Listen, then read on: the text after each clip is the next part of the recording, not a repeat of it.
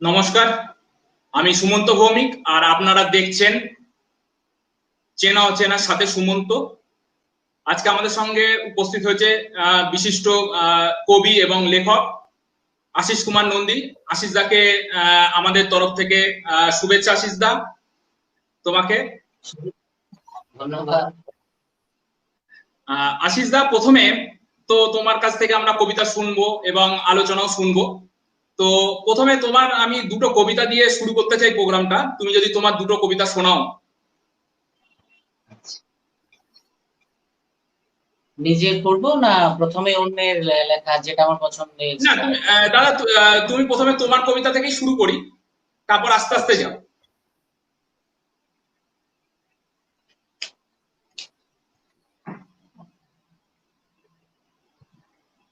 সোহাগী প্রহরের খোঁজে, ছোট্ট একটি কবিতা।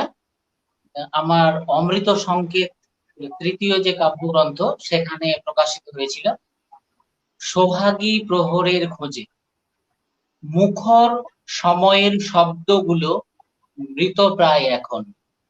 এলোমেলো হাওয়ায় হাসনা হানা জুঁই, উষ্ণতা জড়ানো আবেগ, জমাট অন্ধকারে।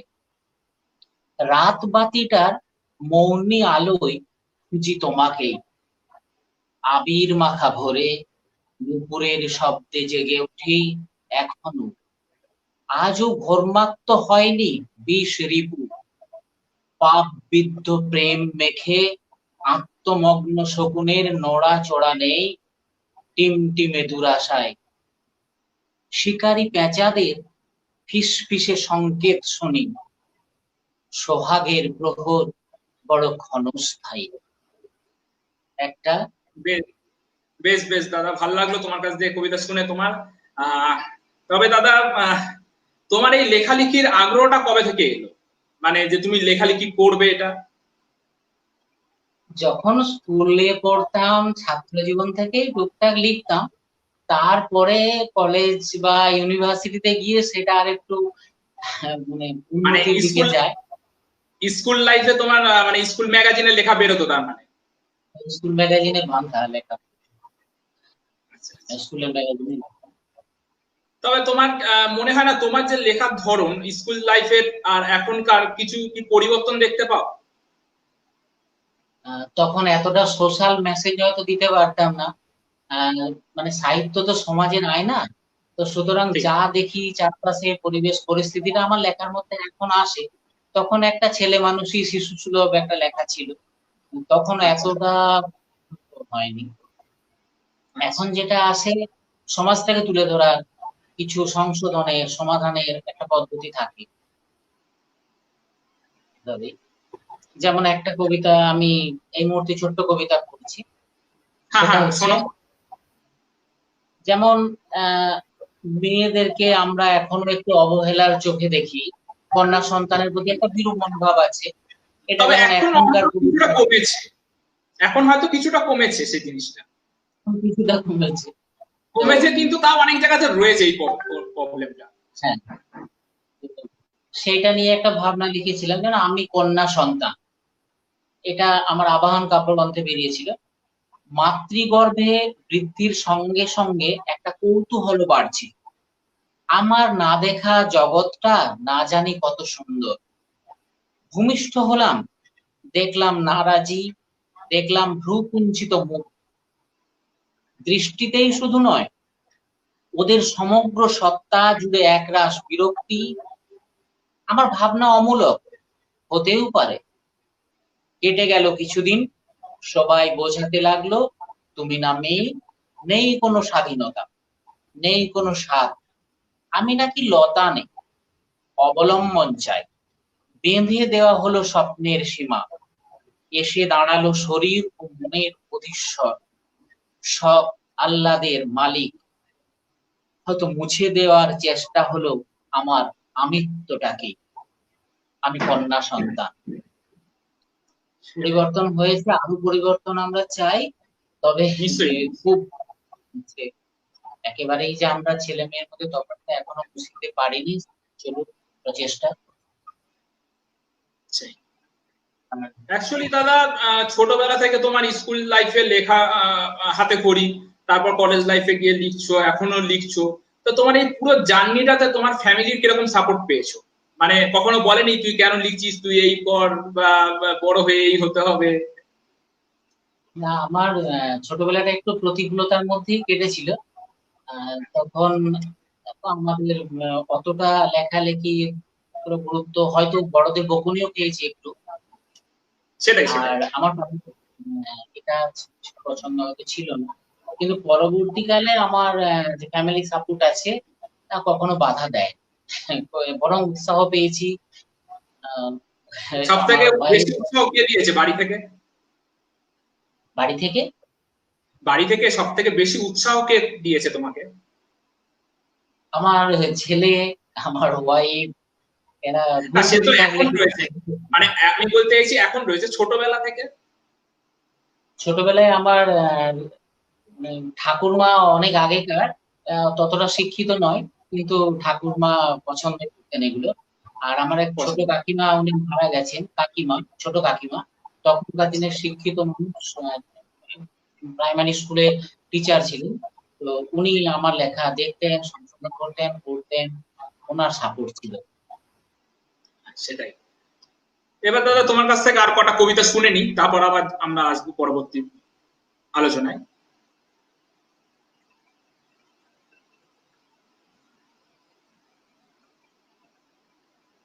আচ্ছা,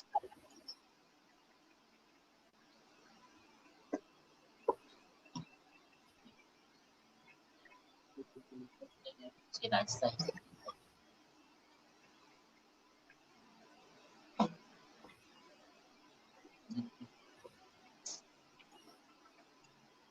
একটু দেরি হচ্ছে, খুঁজতে দেরি হচ্ছে। না না না, ঠিক আছে, কোনো ব্যাপার না দাদা।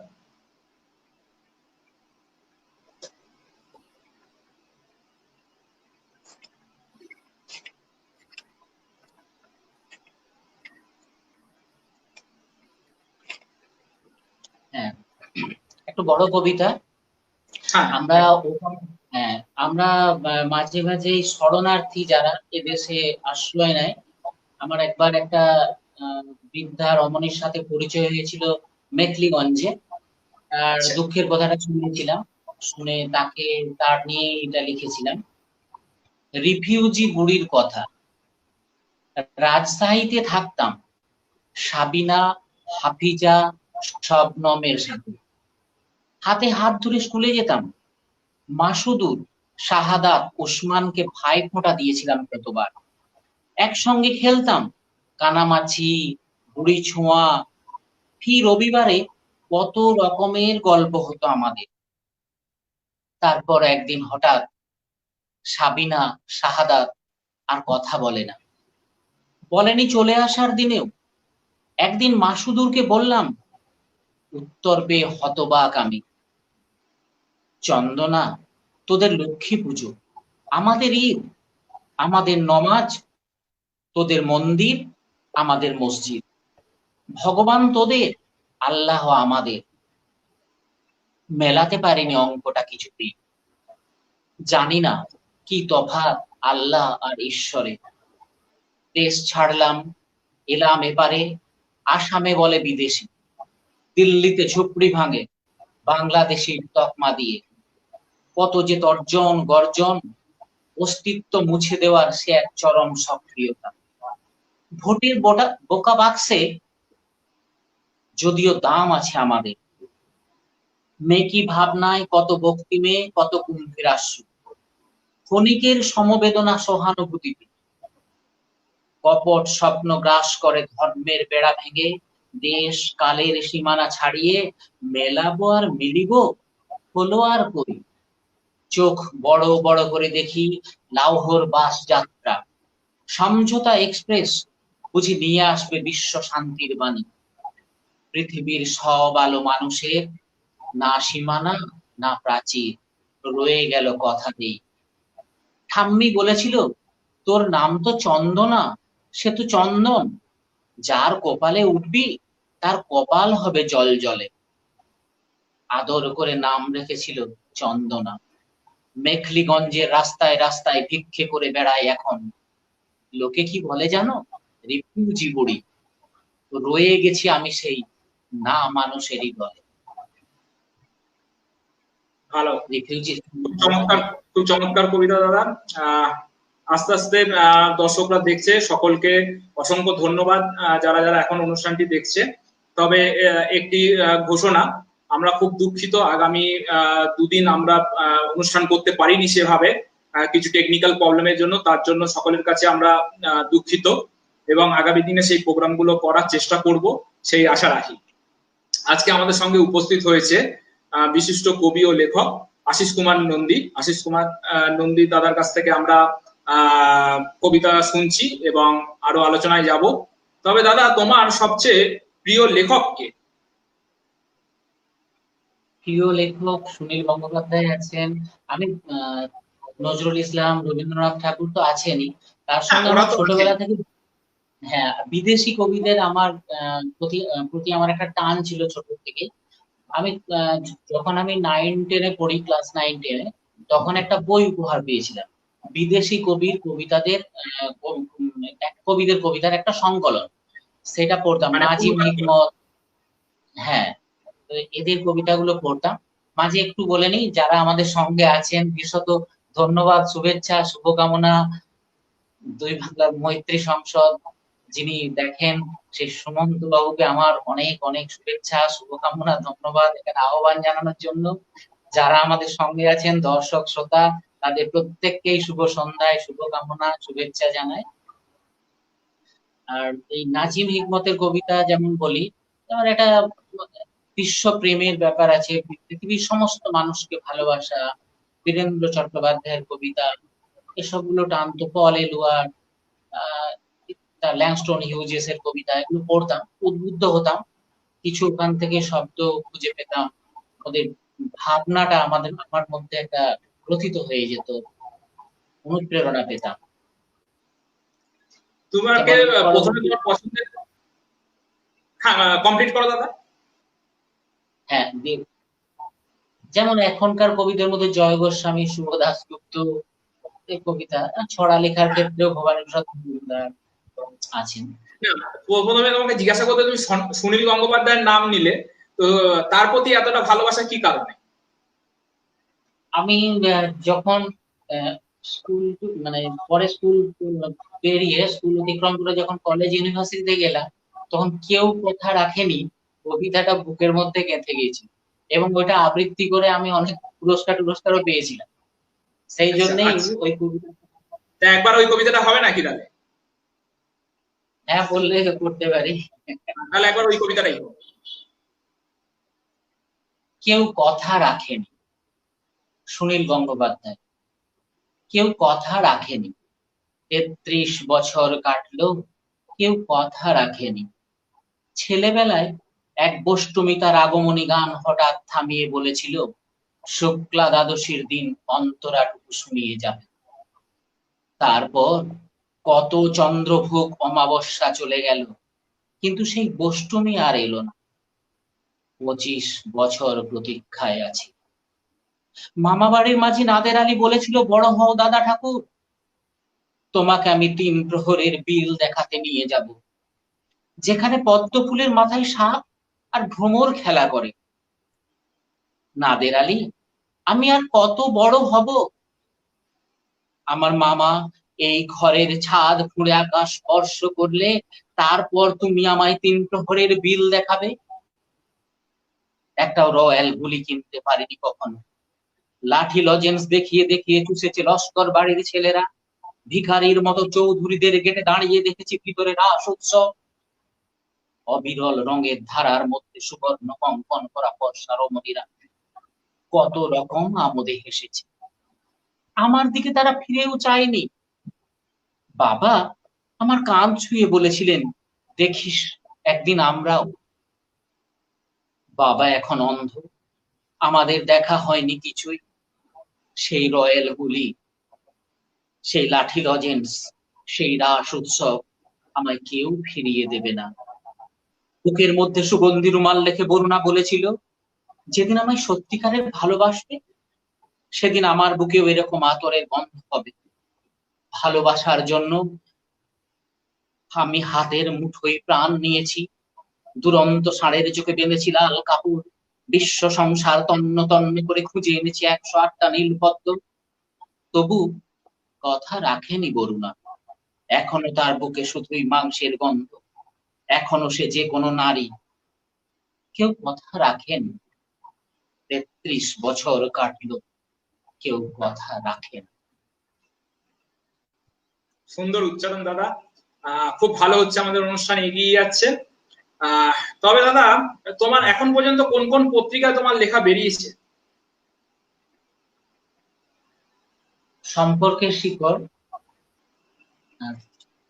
বলি, সম্পর্কের শিকড় বেরিয়েছে, গন্ধর্ব, মনকর্ণিকা, আয়ুধ, আলো, পূর্বাশা, এখন, ইদানিং, নতুন বাংলা, সহযাত্রী ইত্যাদি অনেকগুলোতেই বেরিয়েছে।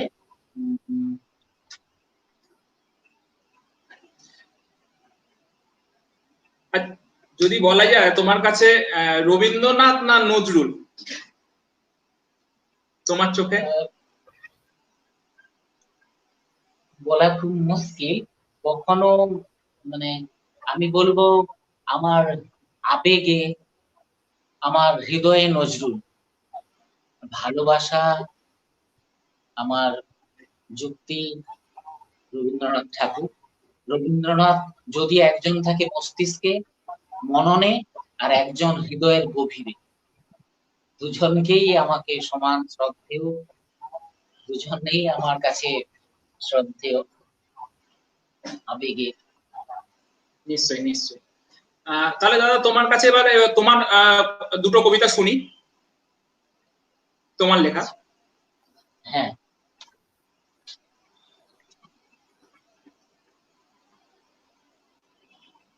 হৃদয়ের কবিতা, এই কাব্য সংকলনে বেরিয়েছিল একটা কবিতা। ইতিহাসের শেষ অধ্যায়ে একটা বোবা যন্ত্রণায় কেঁদেছি, কাল সারাদিন সারা রাত। ভাঙা ঘরে চান তবু এসেছিল বিনা নিমন্ত্রণে। সন্ত্রস্ত দম্পতিদের পরিকল্পনায় ছিল না নবজাতকের আবির্ভাব, এসেছিল ফুটফুটে মেয়েটা। তারাদের টিমটিমে আলোয় জন্ম বৃত্তান্ত খুঁজতে বেরিয়েছে অকাল বৃদ্ধ প্রশ্নগুলো। ইতিহাসের শেষ অধ্যায়ে তর্জনী রেখে জ্যোতিষাচার্য ঘন ঘন মাথা নেড়ে নাগিনীদের ঠিকরে আসা অভিশাপের টুকরো বিঁধে যাওয়ার ভয়ে ভীত ছিল। নিশিভূতে পাওয়া অতন্দ্র প্রহরী সেজে পথভ্রষ্ট সময় ছবি আঁকতে চেয়েছিল রাত জ্যোৎস্নার পেলক শরীরে। আমি এক বাক্যহারা কবি তখন, বোকা বোকা উত্তর নিয়ে বারবার পড়ে চলেছি ডায়েরির পাতায় প্রথম লেখা আমার প্রেমের কবিতা। জানি না কেমন লাগলো। না না, দুর্দান্ত লেখা দাদা। তোমার কাছ থেকে আর কিছু লেখা শুনে নেবো একবারে। আচ্ছা, আমরা অনেক সময় ভালো হতে চাই, সমাজে সংসারে প্রতিষ্ঠিত হতে চাই, কিন্তু কোনো এক দুর্বিপাকে আমরা পথ হারা, বাক্য হারা হয়ে যাই। সেই ভেবে এই কবিতাটা লিখেছিলাম। কিভাবে একজন তার জীবনকে নষ্ট করে ফেলে। একদিন প্রতিবাদ, সুন্দর সুবেশ বাবুটা আমাদের সিকিনি বেরোনো উদম বাচ্চাটা তুলে নেয় কোলে অনায়াসে, মুঠো মুঠো লজেন্স বিলোয়, বিস্কুটও, কত আদর কত আদর। এই তো কদিন আগে মঙ্গলি ছাগলটা বাচ্চা দিয়েছে, ঘিন ঘিনে সেই বাচ্চাটা বাবুর কোলে। সঙ্গে থাকা লোকগুলো কি হাততালি কি হাততালি, খচাখচ আলো জ্বলে, বলে ওটা নাকি ক্যামেরা। মানুষে মানুষে একাকার, ভিড়ের মাঝে ছিল নয়না ডোম, বড্ড ঠোঁট কাটা, বলে ইলেকশন হে ইলেকশন, বাঁচক টিপে ইশারা, হাসি এক গাল। অনুচর সহচর সমস্বরে চেঁচিয়ে ওঠে বিরোধী বিরোধী। হাতটা টেনে ধরে নয়নার, গোপাল বাগদি, তুই কি টেরাগেট হবি? জনতা ভেড়ার পাল, মুখে কুলুপ মেরে শোনে প্রতিশ্রুতি আর প্রতিশ্রুতি। এই তোমরা হিন্দিতে কি বলো না, জোবান? এই বাবুদের মিহি কাপড়ের জামার বুক পকেটে নীরব শ্রোতা রামকৃষ্ণ, বিবেকানন্দ আর গান্ধীজি। নয়নাডোম জানে, জানে গোপাল বাগদি, যা না রাখলেও চলে, তাকে প্রতিশ্রুতি বলে ইলেকশন পেরোলে। কুঞ্চাকাহারের অন্ধ বউটা লাঠি টুকটুকে কখন যে এসে দাঁড়ায়, 85 বছরের বুড়িটা এখনো বিশ্বাস করে হাওয়ায় ভেসে যাওয়া ভক্তি মেতে আসতে পারে প্রতিশ্রুতি। শুধু নয়না ছিল, ঘুমন্ত জনতার মাঝে হয়তো একদিন থেমে যাবে প্রতিশ্রুতির মিথ্যে বন্যা। পঞ্চাকাহারের বইয়ের লাঠিটা হবে হাতিয়ার, প্রতিবাদে প্রতিরোধে হোক না আমাদের নষ্ট জীবন, তবু তো রেখে যাব উত্তরাধিকারের জন্য একটা স্বর্ণালী উত্তরাধিকার। গোপাল বাগদি, নয়না, সবাই একাকার তখন। চমৎকার চমৎকার। দাদা তোমার কাছে আর আর একটা কবিতা শুনে তারপর তোমার প্রিয় কবিদের কবিতা শুনবো। আচ্ছা,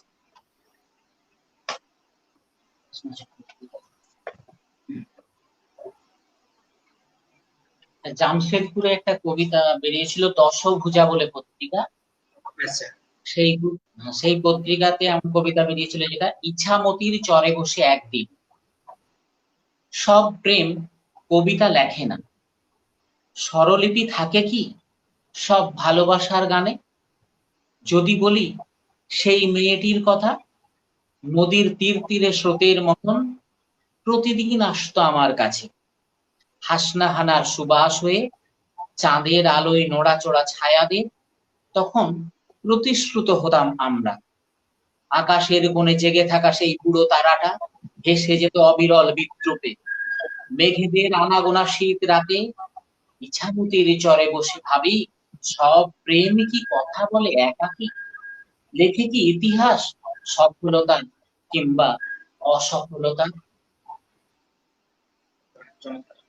আসলে দাদা আমরা অনেকেই জানি যে তুমি একটা পেশার সঙ্গে যুক্ত, তার পাশাপাশি লেখালেখি এই সময়টা কি করে দাও? আমি স্কুলেতে টিচাররা খুব হেল্প, আমার যখন ক্লাস থাকে, দুটো ক্লাস 3টে ক্লাসের মাঝে যখন ফাঁকা থাকে তখন লাইব্রেরিতে আমি গিয়ে বসি। ওখানে ওখানে অনেকটা কাজ সেরে নিই। আর আমি যদি একটু গল্প আড্ডাটা দিতে যাই তখন আমার ওখানে কুলিগরাই চেঁচায়, বলে তুই আড্ডা দিচ্ছিস, তোর লেখার কাজ বাকি নেই, যা লাইব্রেরিতে যা। ওরা হেল্প করে। আমার যে প্রাক্তন প্রধান শিক্ষক ছিলেন হেল্প করতেন, এখন যারা আছেন তারাও খুব আমাকে ইয়ে করে আর কি, এনকারেজ করে, উৎসাহ দেয়। সেটাই, মানে তুই সব দিক দিয়ে উৎসাহ পাচ্ছ। হ্যাঁ, আর বাড়িতে আমি যখন ফাঁকা থাকি একটু গল্প আড্ডাটা একটু কমিয়ে দিয়ে তখন লিখতে শুরু করি। কারণ বাড়িতেও টাইম দেওয়া দরকার। হ্যাঁ, বাড়িতে টাইমটা দিতে হয়ে যায়। আচ্ছা, যেদিন বলছি একটু বলুন। দাদা তোমার এখন প্রিয় যারা কবি আছে এখন, তাদের কিছু কবিতা শুনবো এই যুগের। আচ্ছা,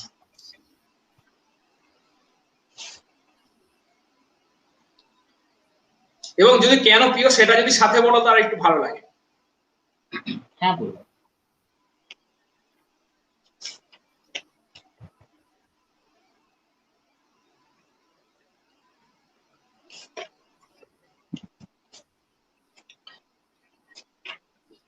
জয় গোস্বামীর কবিতা পড়লেই আমার মনে হয় যেন জীবনের কথা শুনছি, নিজেকে খুঁজে পাচ্ছি আবার। যেমন মালতীবালা বালিকা বিদ্যালয়, জয় গোস্বামীর কবিতা। এই কবিতা তো সবাইকার মুখে ঠোঁটস্থ। মালতীবালা বালিকা বিদ্যালয়। বেনি মাধব, বেনি মাধব, তোমার বাড়ি যাব। বেনি মাধব, তুমি কি আর আমার কথা ভাবো? বেনি মাধব, মোহনবাসী তমাল তরুমূলে বাজিয়েছিলে আমি তখন মালতী স্কুলে। ডেস্কে বসে অঙ্ক করি, ছোট্ট ক্লাস ঘর, বাইরে দিদিমণির পাশে দিদিমণির বর। আমি তখন নবম শ্রেণী, তুমি তখন শাড়ি, আলাপ হলো বেনি মাধব সুলেখাদের বাড়ি। বেনি মাধব লেখাপড়ায় ভালো, শহর থেকে বেড়াতে এলে আমার রং কালো। তোমায় দেখে এক দৌড়ে পালিয়ে গেছি ঘরে, বেনি মাধব আমার বাবা দোকানে কাজ করে। কুঞ্জে অলি গুঞ্জে তবু ফুটেছে মঞ্জুরি, সন্ধেবেলা পড়তে বসে অঙ্কে ভুল করি। আমি তখন নবম শ্রেণী, আমি তখন 16, ব্রিজের ধারে বেনি মাধব লুকিয়ে দেখা হলো। বেনি মাধব এতদিনের পরে, সত্যি বলো সেসব কথা এখনো মনে পড়ে? সেসব কথা বলেছ তুমি তোমার প্রেমিকাকে, আমি কেবল একটি দিন তোমার পাশে তাকে দেখেছিলাম আলোর নিচে, অপূর্ব সে আলো। স্বীকার করি দুজনকেই মানিয়েছিল ভালো।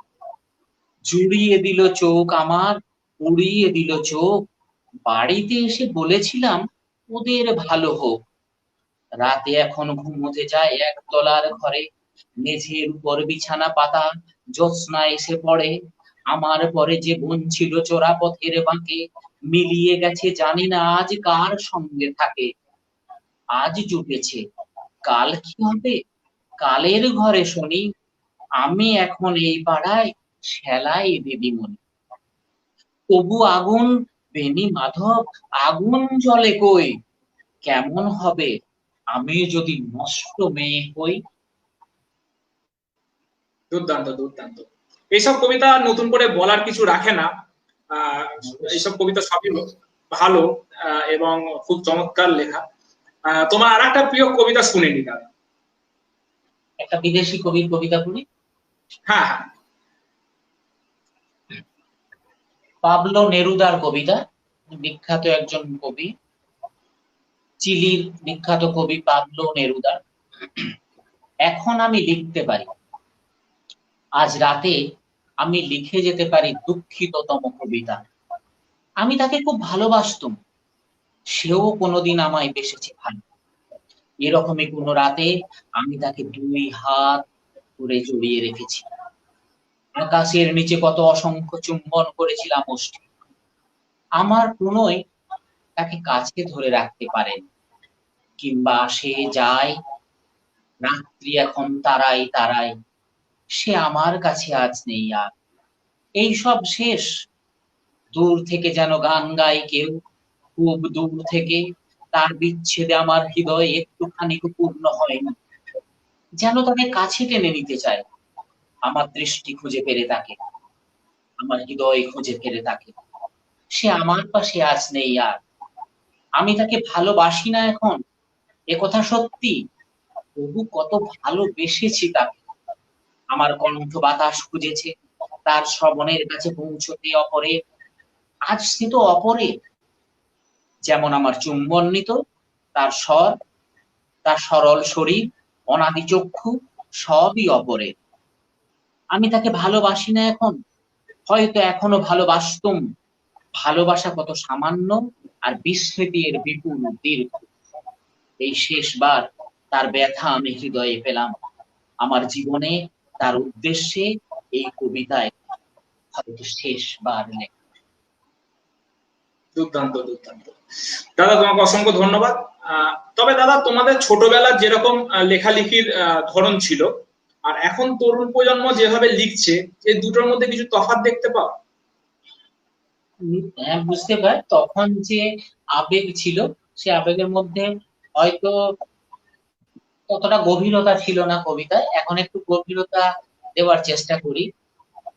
এখন বুঝতে হয় যাতে না মানে আমি দাদা সেটা বলছি না, আমি দাদা সেটা বলছি না, আমি বলছি তোমাদের সময় যেরকম ভাবে কবিতা লিখতে তোমরা, আর এখন ইয়ং জেনারেশন মানে তরুণ কবিরা যারা এখন অনেকেই লিখছে কবিতা, হ্যাঁ, তাদের মধ্যে কোনো তফাৎ আছে মানে তোমাদের সময়কার লেখালেখি আর এখনের সময়কার লেখালেখির মধ্যে? যুগের প্রয়োজনে কিছু বদলায়, সেটা পরিস্থিতির উপরে। তবে এখনকার কবিদের মধ্যে আছে অনেক ভালো ভাবনা খুঁজে পাওয়া যায়। আর তখন ছন্দবদ্ধ একটা কবিতা ছিল, তার মধ্যেই ভাবনাটাকে তুলে ধরার চেষ্টা হতো।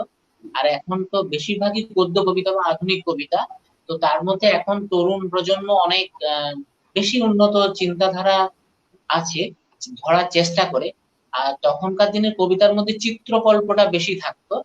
এখনকার চিত্রকল্প নয়, সরাসরি কবিতার বক্তব্যটাকে তুলে ধরা মনে হয় আছে। উপমা, চিত্রকল্প আছে, কিন্তু নিজের ভাবনাটাকে সরাসরি প্রেজেন্ট করার একটা প্রয়াস আছে, এটা ভালো লাগে। এখনকার কবিদের মধ্যে অনেক আধুনিকতা খুঁজে পায়, উম, একটা বিশ্লেষণী মনোভাব খুঁজে পায়, চেষ্টা করছে। অনেক ভালো ভালো লেখা করি, ভালো লেখা তরুণদের প্রতি, তাদের প্রতি শুভেচ্ছা, উৎসাহ অবশ্যই। নিশ্চয়ই নিশ্চয়ই, তাদের সকলের প্রতি সকলকেই শুভেচ্ছা। তারা জীবনে আরো এগিয়ে চলুক এবং ভালো লেখা লিখুক। দাদা, এবার তোমার কাছ থেকে তোমার কিছু লেখা শুনবো, তোমার লেখা। হ্যাঁ,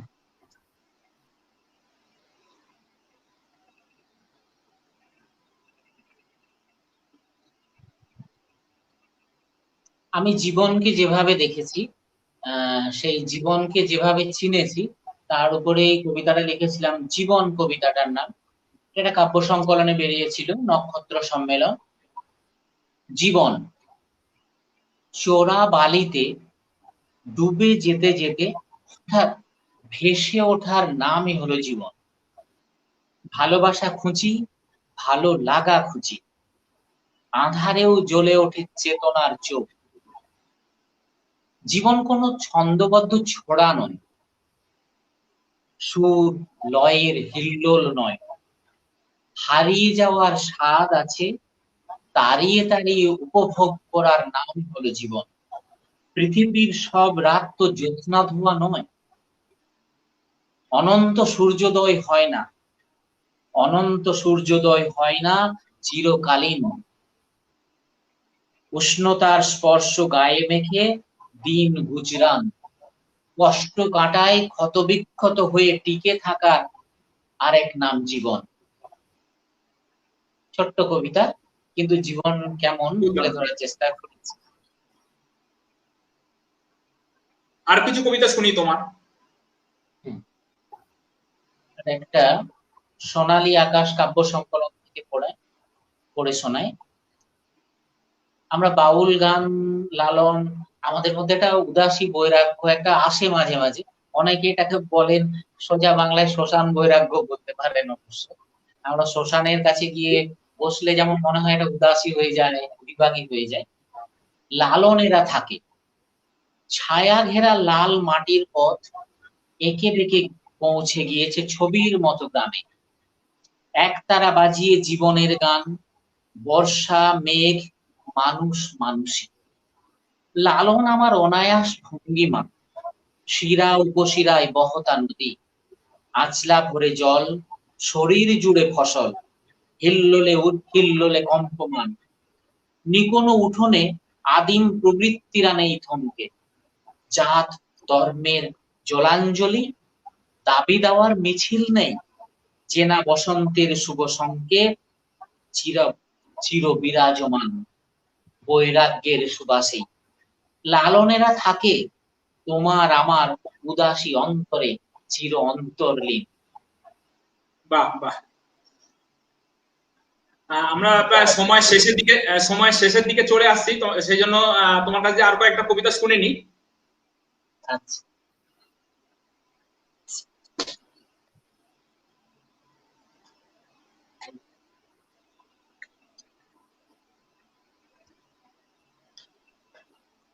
আমাদের মধ্যে মাঝে মাঝে মৃত্যু চিন্তা আসে।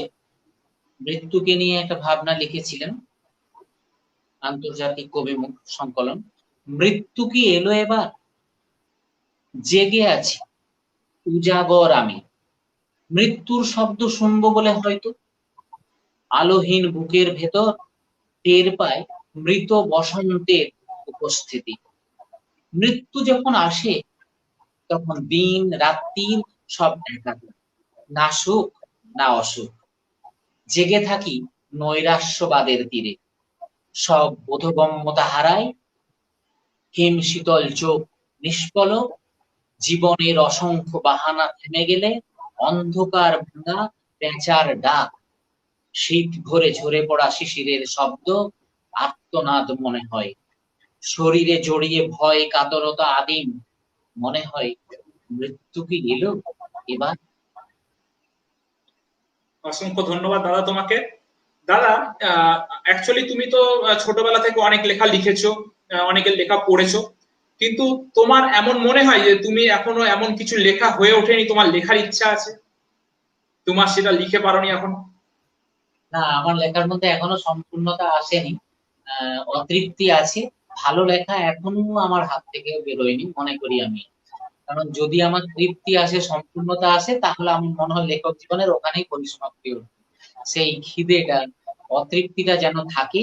আমি সবার কাছে শুভেচ্ছা শুভকামনা চেয়ে নিচ্ছি, যেন আরো ভালো লিখতে পারি, আরো ভালো লেখা যেন। নিশ্চয়ই নিশ্চয়ই, তুমি আরো ভালো লেখো এবং সবাইকে তোমার লেখা উপহার দাও, সেই আশাই রাখি। অ্যাকচুয়ালি বিষয়টা হচ্ছে যে মানে তুমি ধরো তো লিখেছো, কিন্তু এমন মনে হয় তোমার যে এই জিনিসটা আমার লেখার ইচ্ছা আছে, এমন কিছু আছে লেখা যে তোমার লেখার ইচ্ছা আছে ওই বিষয়ের উপর, কোনো বিষয়ের উপর? বিষয় কবিতা, গল্প কিংবা উপন্যাস, এসবগুলো তো আছেই। আমার ইচ্ছে দুটো উপন্যাসের কাজ করতে চলেছি, প্রায় শেষের মধ্যে। এই উপন্যাসগুলো করতে চাইছি, পরপর কয়েকটা উপন্যাস লেখার ইচ্ছে আছে, তারই ফাঁকে ছড়া গল্প এগুলো চলে। আর কবিতা না লিখছি, উম, যখন যেমন পারছি ভাবনাটা আসছে। আর ইচ্ছে নিশ্চয়ই। আছে মানুষের কাছে কিছু বার্তা, বিশেষত মানুষের জন্য কিছু কাজ করার, মনুষ্যত্ব নিয়ে, মানবিক ভাবনা নিয়ে আরো আরো অনেক লেখা, যাতে আমরা সবাই ওই শঙ্খ ঘোষের ভাষায় আরো বেঁধে বেঁধে যেন থাকি আমরা। নিশ্চয়ই আমাদের মধ্যে নিশ্চয়ই। কোনো বিভেদ যেন না থাকে, ভাবনা নিয়ে লেখা। সেটাই। বিশেষত আমাদের বাঙালি তথা ভারতবাসী হিসাবে আমার যে দায়িত্ব কর্তব্য আছে, তাতে যেন আমি অবিচল থাকি। একদমই। তোমার প্রিয় লেখকদের আর আর একটা দুটো কবিতা শুনবো, তারপর তোমার কবিতায় যাবো। আচ্ছা,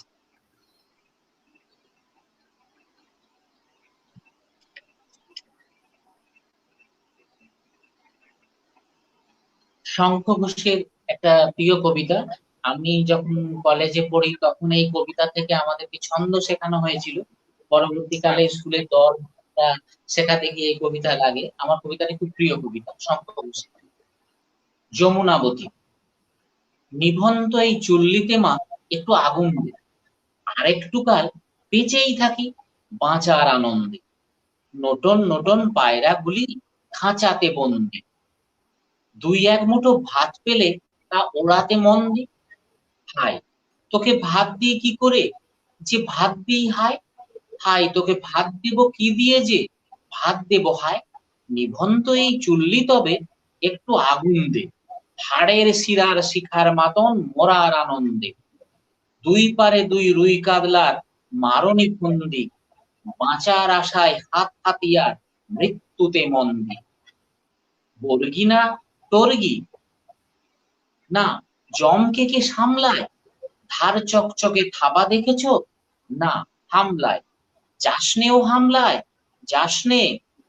কান্না কন্যার মায়ের ধমনীতে আকুল ঢেউ তোলে, জলে না। মায়ের কান্নায় মেঘের রক্তে উষ্ণ হাহাকার করে না। চলল মেয়ে রণে চলল, বাজে না ডমরু, অস্ত্র ঝনঝন করে না। জানলো না কেউ তা, চলল মেয়ে রণে চলল। পেশির দৃঢ় ব্যথা, মুঠোর দৃঢ় কথা, চোখের দৃঢ় জ্বালা সঙ্গে চলল মেয়ে রণে চলল। নেকড়ে ওজোর মৃত্যু এলো, মৃত্যুরে গান গা, মায়ের চোখে বাপের চোখে দু তিনটে গঙ্গা। দুর্বাতে তার রক্ত লেগে সহস্র সঙ্গী, জাগে ধক ধক যজ্ঞে ঢালে সহস্র মন ঘি।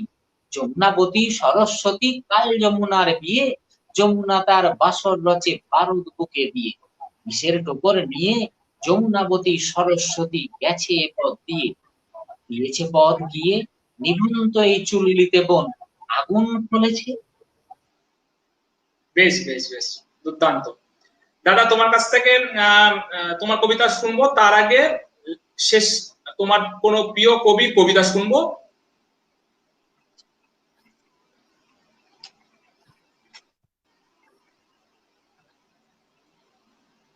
জীবনানন্দ জীবনানন্দ দাশের আমরা অন্যান্য অনেক কবিতা শুনেছি, কিন্তু আমার এটা সবচেয়ে প্রিয় ভালো কবিতা তুমি।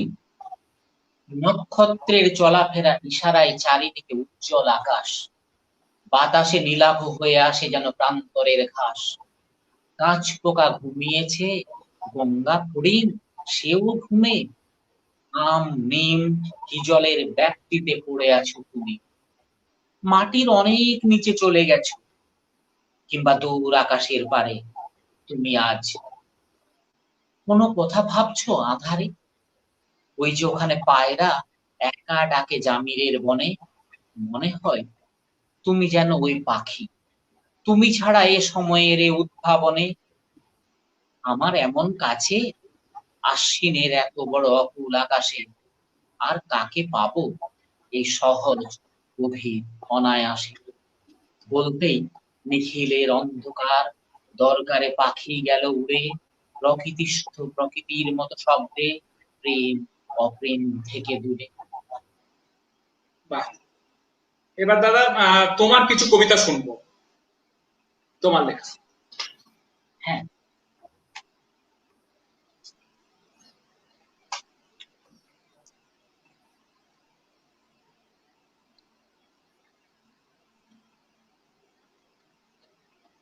সামনে বর্ষা আসছে, শ্রাবণ আষাঢ়, সুখ অসুখের শ্রাবণ। আমার রুক্ষ ধূসর শরীরের উপর টুপ টুপ বৃষ্টি শ্রাবণে, কুমারী মেয়ের কাছে পাওয়া অযাচিত প্রেমের মতো, শিহরণ শিরায় শিরায় নক্ষণ। বুকের ভেতর উষ্ণতা চিরন্তন, অসুখী আঙিনায় পা রেখেছি কবেই। তিত্তিরে সুখ বৃষ্টিতে তাই শ্রাবণ আসে প্রেয়সী হয়ে। নদী যেমন গর্ভবতী হওয়ার বাসনায় তাকিয়ে থাকে আকাশের দিকে, উড়ন্ত মেঘের সারি প্রেমিক হয়। সুচেতনা এমনি এক শ্রাবণে হিমস্রোত হয়ে এসেছিল আমার কাছে, বহুশ্রুত কাহিনীর মতন। তারপর সে তো জানো, ছড়িয়ে ছিটিয়ে কত শত প্রেম কথা। বাতাবি লেবুর গাছে ভিজে টুনটুনি, সেও কি কারো অপেক্ষায়? শ্রাবণ বড় সুখ আর অসুখের মাস, জানো। বাহ, বেশ চমৎকার লেখা। দাদা সময় প্রায় শেষের দিকে, তোমার কাছ থেকে আরো কিছু কবিতা শুনে নেবো পরপর। আচ্ছা,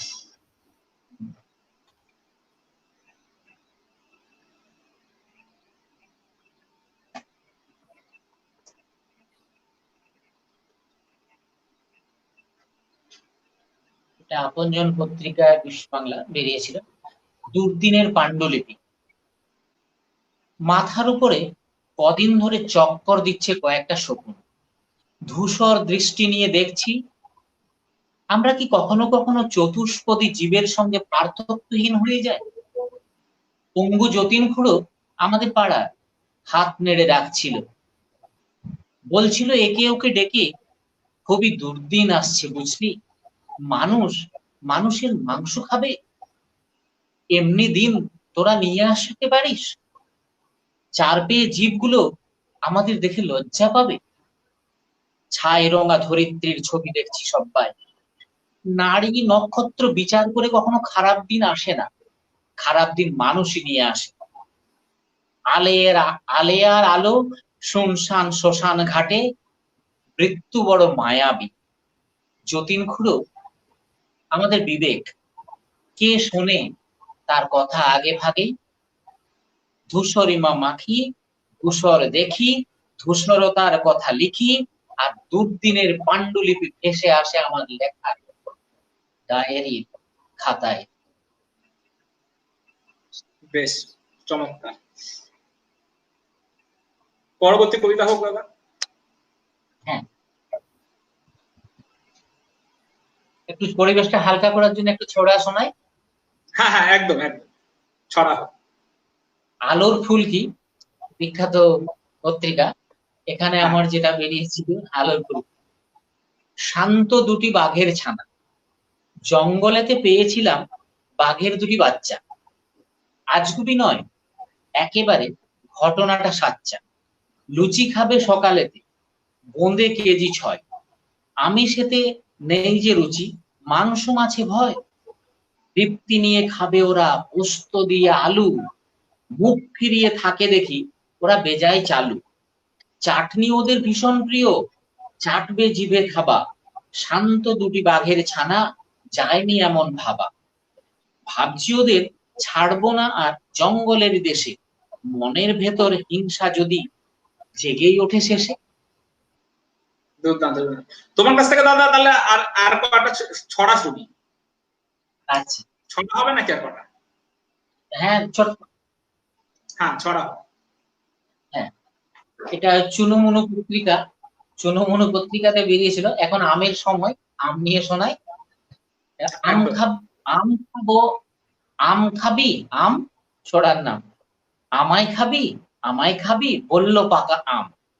তোদের এত নাম আছে কি, আমার হরেক নাম।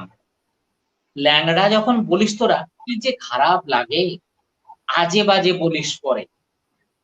খেয়ে দেখ না আগে, ফজলি বলিস, খিরসা বলিস, বলিস বাবুই ঝাঁকি।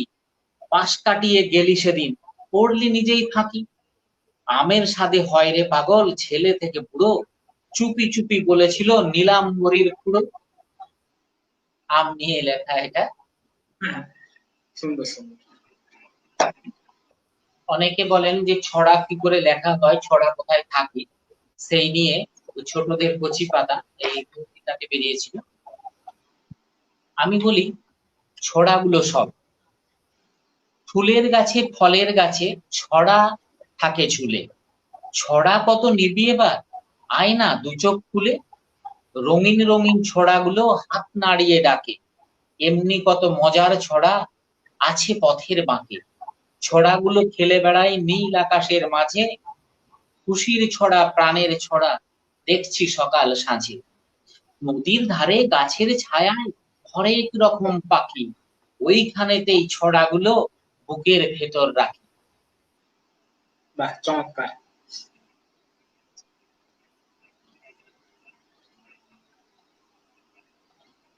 বাচ্চাদের নিয়ে আরেকটা ছড়া শোনাই ছোট্ট। মানুষ, ভয়টা আসলে মানুষের সসৃষ্ট মনে করি আমি, নিজে নিজে ভয় তৈরি করে। চাঁপা গাছের আড়ে, চাঁপা গাছে পেত্নী আছে ভেবেছিল চাঁপা। শরীরটা তার ভয়ে অসাড়, আঙুলগুলো কাঁপা। এক রত্তির মেয়ে সে তো ভয়ে ভয়ে থাকে, গোমরা মুখ বামুন গিন্নি হাঁক পেড়ে যে ডাকে। চাঁপা চাঁপা করেই কাটে সারাটা দিন কাজ, গলার চোটে পাড়া ফাটে, নেই তো কোনো লাজ। সাহস এতে ভর করে সে এগিয়ে গেল যেই, সামনে দেখে লিকলিকেটা হারিয়ে গেল খেই। মুখ শুকিয়ে ধূপ পুকিয়ে জ্ঞান হারালো চাঁপা, ঠেকলো যেই হাত গায়েতে থেমে গেল কাঁপা। ভূত নয় রে, ভূত নয় রে, ভ্রমটা হলো তোর, অন্ধকারে ঘাপটি মেরে আমি যে হলাম চোর। লঙ্কা দিয়ে পান্তা ভাত যে মজা জানিস, লুকিয়ে থাকি গাছের আড়ে, পেতনি তোরা মানিস। ভূত পেতনি বাজে কথা, ভূত যে মনে ধাঁধা, মানুষগুলো ভয়েই মরে সংস্কারেতে বাঁধা। একদম, একদমই তাই দাদা। এবার দাদা তোমার কাছ থেকে দুটো কবিতা শুনে নি, তোমার দুটো কবিতা শুনে নি, তারপর আমরা অনুষ্ঠান শেষ করব লাস্ট তোমার আর একটা কবিতা দিয়ে। প্রথমে দুটো কবিতা শুনে নি। হ্যাঁ,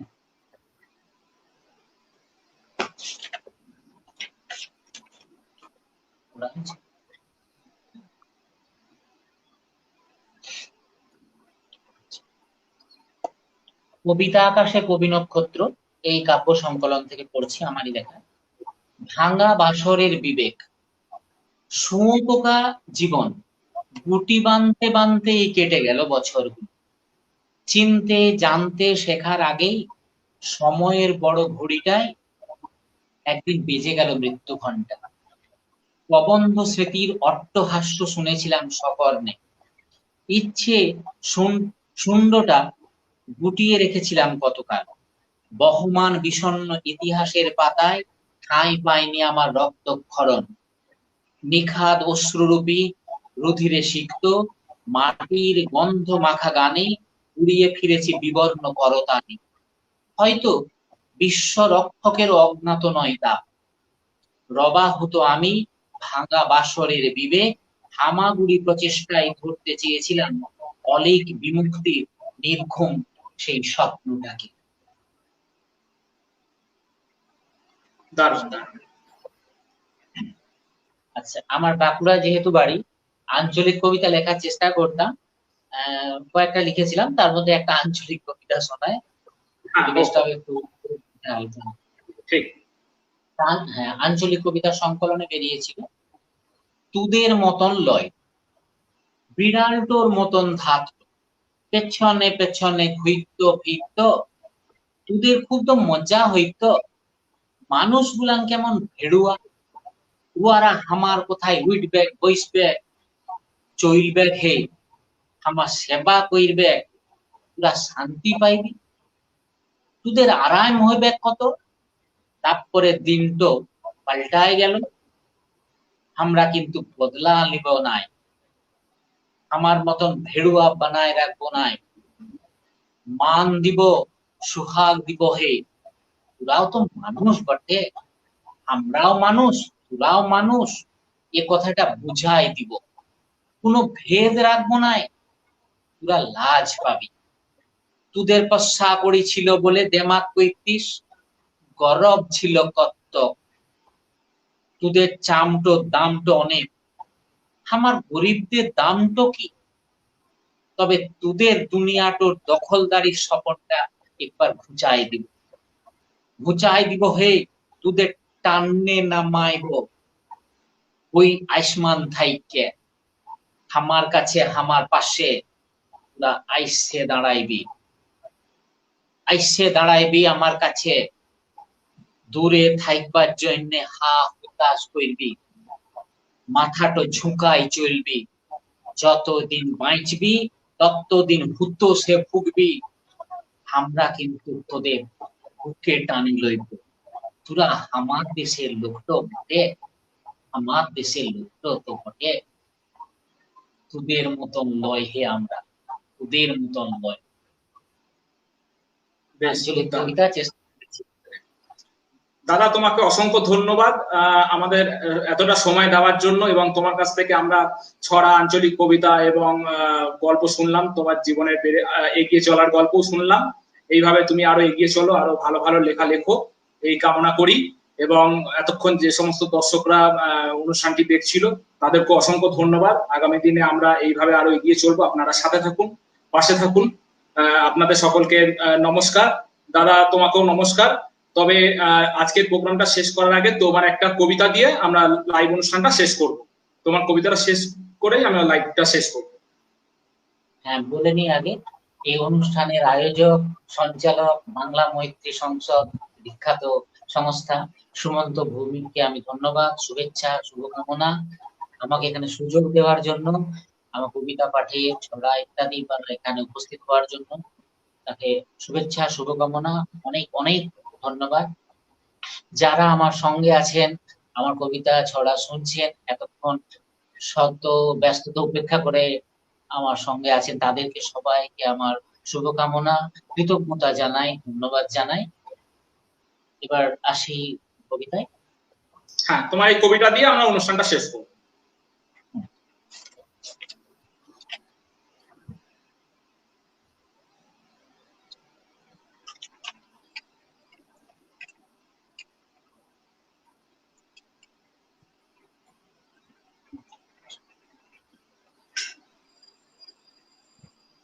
দু চোখে আমার বিবাগী দৃষ্টি ছুঁয়ে ছুঁয়ে যায়, কত উদাসীন মিথ্যের প্রলাপ, বিবর্ণ বিবরবাসীর মতন যুগান্তরে খুঁজে চলেছি ছদ্ম আশ্রয়, সময়ের গতিপথে ছায়াটুকু সম্বল, অভ্যাস মানুষের বড় শত্রু, অনীহার বিশ্লেষণ করি অভ্যাসের, বোধ আর বিবেকের কপট ফুলঝুরি,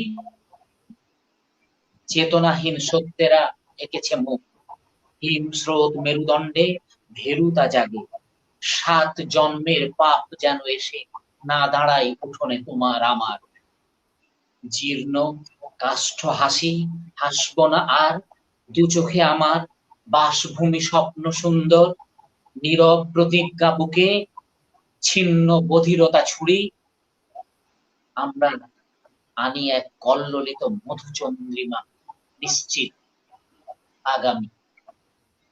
নমস্কার।